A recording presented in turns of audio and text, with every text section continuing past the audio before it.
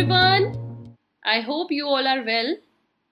In this session, students, I am going to tell you about what are the kinds of implied agency. आप सब जानते हैं कि last session में हमने डिस्कस किया था how agency is created, that is modes of creation of agency. And there I told you about 4 kinds. One was express, then implied, then by ratification, and after then last is by law. So ये 4 तरीके हैं जिससे agency create होती है. And the students who have not watched last session, on the top you see the link, go and watch this first of all. अब आज के इस सेशन में हम डिस्कस करेंगे जो हमारी इम्प्लाइड एजेंसी है ना, that agency that is created through circumstances और सिचुएशंस. ऐसी सिचुएशन या ऐसे सर्कमस्टांसेस बन जाते हैं कि जिससे ये लगता है कि यहाँ पर ये पर्सन दूसरे पर्सन का एजेंट है या ये पर्सन उसका प्रिंसिपल है, तो हम उस एजेंसी को इम्प्लाइड एजेंसी बोल देते हैं, जो सिचुएशन के हिसाब से हमें इम्प्लीकेशन देती है, हमें लगता है.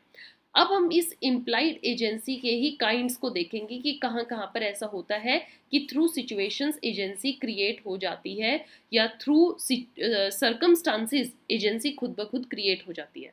So we are going to do this session of unit 9 UGC NET students. And before that, this is our contact number through which you can get in touch with us. If you have any doubt, any query you want to ask from us, we are there. You can freely chat us through WhatsApp, you can send us messages, or you can call us at any time. This is mail address learnwithnishman@gmail.com. There also you can send us your suggestions. If you have queries regarding notes or classes, वो भी आप हमसे यहाँ जान सकते हैं.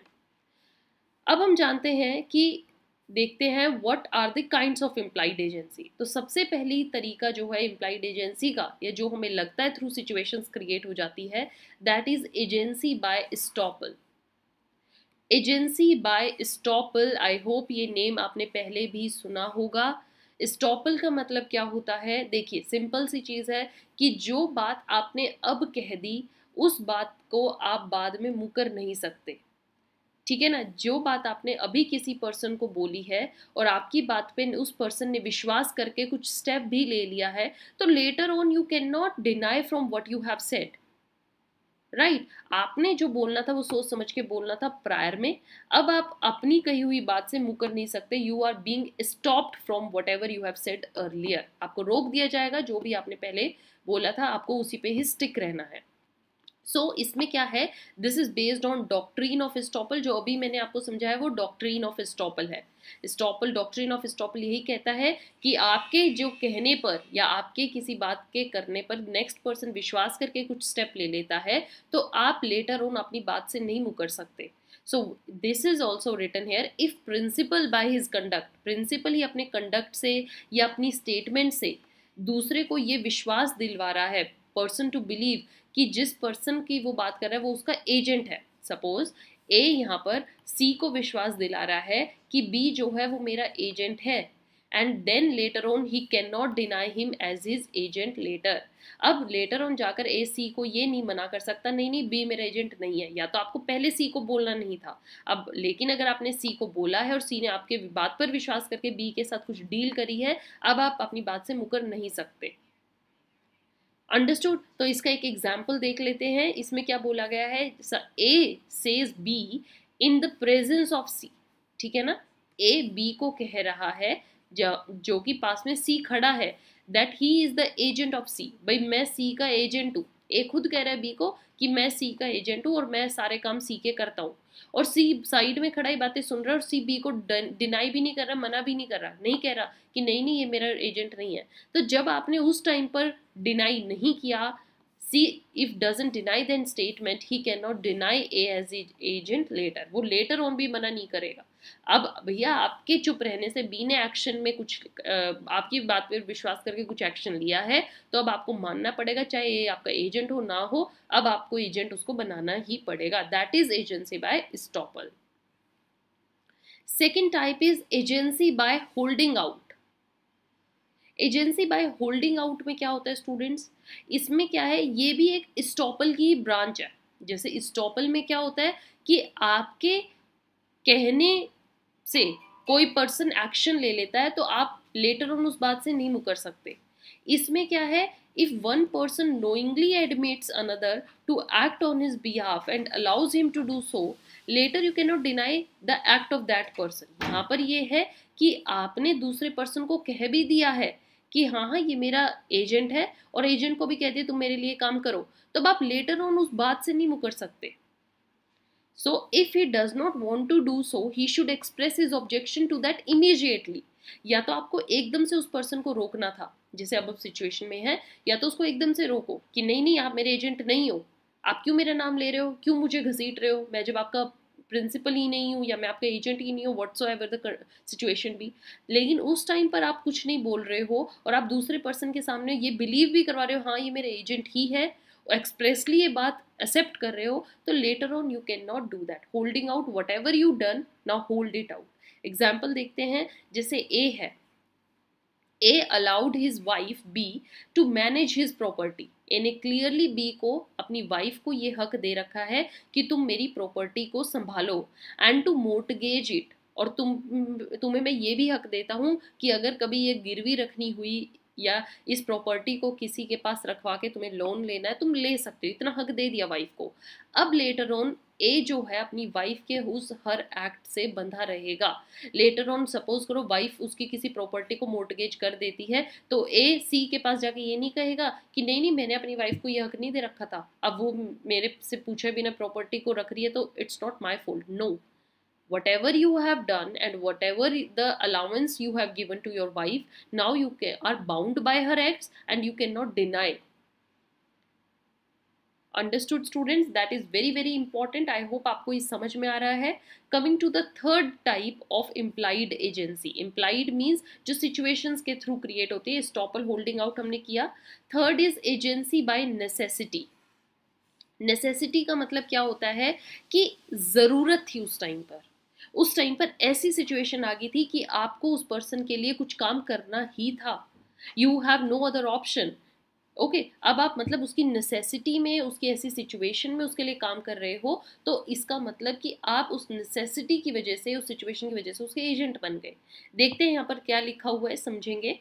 Agency by necessity is created in case of emergencies. As I told you, emergency situation में बनी होती है, और इन cases में क्या होता है, जो person कोई सर्विस परफॉर्म कर रहा है, दूसरे के लिए काम कर रहा है as agent, do not seek prior permission. वो उस पर्सन से पहले परमिशन नहीं लेता कि मैं आपके लिए ये कर दूं। सपोज कहीं पे बाहर किसी पर्सन का एक्सीडेंट हो गया, हम ये एक सिचुएशन लेते हैं, तो पासर बाय था कोई बी वहाँ पे जा रहा था और उसको लग रहा था सुनसान रास्ता, कोई एक ही मदद के लिए नहीं आएगा, मैं ही इसकी मदद करता हूँ। आप उठा के उसको हॉस्पिटल लेके जा रहे हो, उसका ध्यान रख रहे हो, एम्बुलेंस को बुला रहे हो, तो इसका मतलब आपने एक ही परमिशन थोड़ा ली थी उसकी मदद करने से पहले, इमरजेंसी आने से पहले आपने उसकी मदद थोड़ा ली थी कि मैं आपकी हेल्प करूंगा अगर आपका एक्सीडेंट हो गया तो। No, there was no such situation.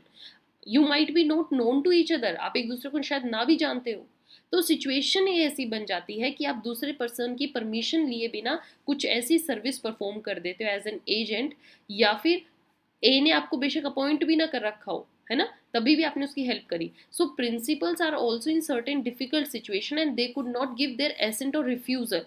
Emergency ऐसी हो जाती है कि जो प्रिंसिपल होता है वो भी अपनी एक्सेप्टेंस या रिफ्यूजल नहीं दे पाता।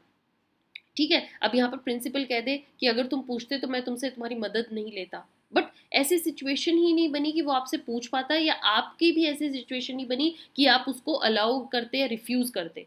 बट लेटर ऑन सारा ओवरऑल क्या है कि भैया ये सिचुएशन हुई है, बी ने आपके लिए खर्चा उठाया है, हॉस्पिटल में आपको एडमिट किया है, तो आपको अब ए को ये ड्यूटी बनती है कि बी को पूरा का पूरा भरपाई करनी पड़ेगी, उसको बी को सारा खर्चा कंपनसेशन देना पड़ेगा। इट्स नेसेसिटी से ये एजेंसी क्रिएट हुई है, सिचुएशन से। So whatever the last option is, you have to accept the services rendered by such person. जो भी उस पर्सन ने सर्विसेज दी हैं, हेल्प दी है, आपको वो एक्सेप्ट करनी पड़ेंगी। Now I hope agency by necessity से आपको ये समझ में आया है कि जो हमारा कानून है, हमारा लॉ है, that confers authority on a person. एक पर्सन को ये अथॉरिटी देता है कि तुम दूसरे पर्सन के बिहाफ पर एजेंट बन के उसके लिए सर्विसेज दे सकते हो, उसका काम कर सकते हो, उसकी कंसेंट लिए बिना ही। ठीक है ना, विदाउट दैट कंसेंट। बट वो सिचुएशन एक इमरजेंसी की सिचुएशन ही होनी चाहिए, एक नेसेसिटी की सिचुएशन ही होनी चाहिए। So cases where agency by necessity में अराइज, ऐसे कौन कौन सी केसेस हैं, ऐसे कौन कौन सी सिचुएशन है जिसमें नेसेसिटी अराइज होती है। तो सबसे पहली नेसेसिटी है when an agent exceeds his authority in emergency. Emergency situation जैसे एक्सीडेंट हो गया, आपके गोडाउन में आग लग गई, ऐसा कुछ इमरजेंसी में आप दूसरे की मदद कर रहे हो। Relationship between husband and wife is also under this. अब हस्बैंड के लिए वाइफ कुछ कर रही है, वाइफ के लिए हस्बैंड कुछ कर रहा है, तो वो भी नेसेसिटी की सिचुएशन है, वो भी एक एजेंट दिखाती है आपको, ठीक है ना। करियर ऑफ, अब सपोज करो कि हस्बैंड जो है वो जो है due to any case convict हो गया है और जेल में है। अब वाइफ के पास पैसे नहीं है लॉयर अपॉइंट करने का, तो वो हस्बैंड की प्रॉपर्टी को मोर्टगेज करके पैसे लेती है। लेटर ऑन जब हस्बैंड फ्री होके आता है तो उसको वो मोर्टगेज प्रॉपर्टी को छुड़वाने के लिए देना होगा। वो ये नहीं कहेगा तीसरे बंदे को मेरे वाइफ ने गिरवी रखा था मैंने उसको अथॉरिटी नहीं दी। No, that was an emergency situation, wife has no other chance, no other way where to go, so she mortgaged your property, now you are bound by her acts.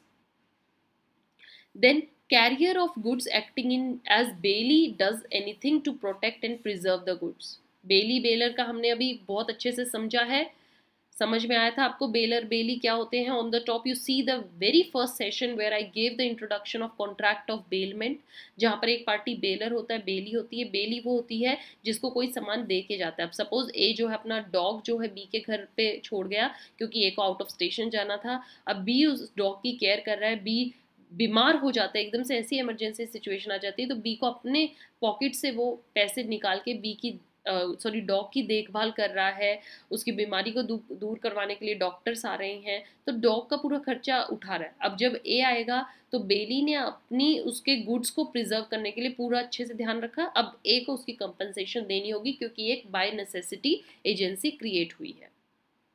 तो I hope students you understood all these 3 types of implied agency, and I hope you understood this session very well. So these are the ways through which you can get in touch with us. Thank you so much. Keep showering your support and love to our channel.